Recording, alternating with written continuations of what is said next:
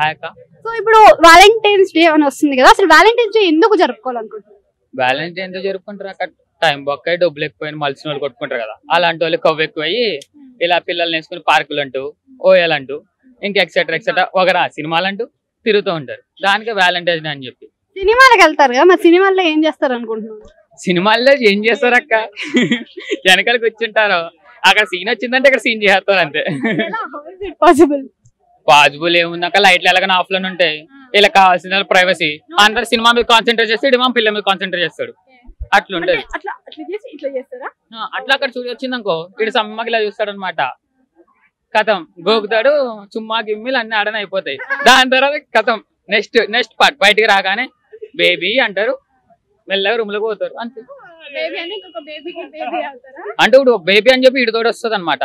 ఇడితోటి అవగానే నెక్స్ట్ ఇంకొకటి ఫోన్ చేస్తాడు. అప్పుడు అంటే డాడీతో ఉన్నా నేను కడతాను చేస్తా అంటది.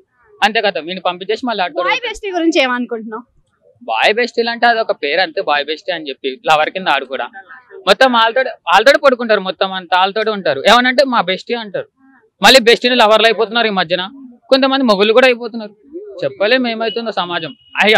ఎగ్జాంపుల్ గా ఏం చెప్పాలంటే, బాగా చెప్తున్నావు కదా, నీకు ఎవరైనా ఎక్స్ లో ఉన్నారా? నాకు ఎక్స్ లేరక్క. నాకు లవ్ చేయలేదు, ఇప్పటికి వచ్చి ఎవరిని ప్రపోజ్ చేయలేదు. నీకు వచ్చే అమ్మాయి ఎట్లుండాలనుకుంటున్నావు? వచ్చే అమ్మాయి ఎట్లుండాలక్క, మనం ఎప్పుడైనా సరే అమ్మాయిలో మన అమ్మని చూసుకుంటాం. మా అమ్మ లాంటి అమ్మాయి వచ్చిందంటే చాలు. ఇప్పుడు అమ్మ అన్నావు కదా, నీకు వచ్చే పిల్ల అంటే బాగా కొన్ని ఇయర్స్ లవ్ చేసుకున్న తర్వాత ఆ పిల్లను వదిలేయొద్దు, అప్పుడు మీ అమ్మ నాన్న వద్దు నాకు మన ఇద్దరమే ఉందాం అంటది ఆ పిల్ల, అప్పుడు ఏం చెప్తావు? ఆ పిల్లగా కన్విన్స్ చేసుకుంటాక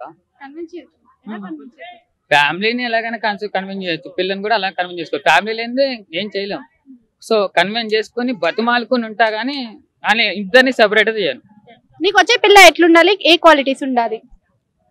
చాలా కష్టం అక్క ఈ సమాజంలో అయితే దొరకడం. సో హోప్స్ లేవు. నీకు వచ్చే పిల్లకి నువ్వు ఒక మంచి సర్ప్రైజ్ ఇద్దాం అనుకుంటున్నావు, ఒక ప్లేస్ కి తీసుకెళ్దాం అనుకుంటున్నావు, ఏ ప్లేస్ కి తీసుకెళ్తే ఏం సర్ప్రైజ్ ఇస్తావు? మంచి ప్లేస్ ఇంకా మంచి ప్లేస్ సర్ప్రైజ్ గిఫ్ట్ కాదురా, మీ పిల్లం వాళ్ళ ఇంటికి వస్తావా? ఏమక్క మంచి మా ఊరికే తీసుకోవద్దక్క. మా ఊరి కాడ మంచి కాలం ఉంటది అనమాట. ఆ కాలం మీద లేట్ నైట్ డిన్నర్ పెట్టి మంచి సర్ప్రైజ్ ఇస్తాం. సరే, ఇప్పుడు ముగ్గురు పిల్లల్ని ముందుకు వచ్చి ఒక పిల్ల లవ్ చేసుకుందాం అంటది, ఇంకొక పిల్ల వచ్చేసి పెళ్లి చేసుకుందాం అంటది, ఇంకొక పిల్ల ఓయకు పోదాం అంటది, ఏ పిల్లకు ఓకే చెప్తావు? ముగ్గురికి తన్నేసి ఫస్ట్ ఇంట్లోకి వెళ్ళిపోతా. ఎందుకు?